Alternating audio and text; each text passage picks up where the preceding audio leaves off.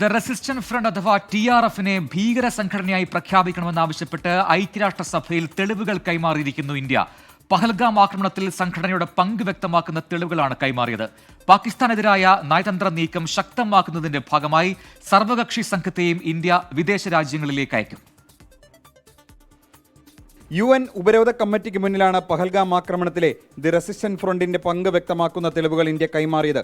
ലഷ്കർ-ഇ-തൊയ്ബയുടെ പോഷക സംഘടനയായ TRF പാകിസ്ഥാൻ കേന്ദ്രീകരിച്ചാണ് പ്രവർത്തിക്കുന്നത്. പഹൽഗാം ആക്രമണത്തെ അപലപിച്ച UN സുരക്ഷാ കൗൺസിൽ ഇറക്കിയ വാർത്താക്കുറിപ്പിൽ സംഘടനയുടെ പേര് ഒഴിവാക്കിയിരുന്നു.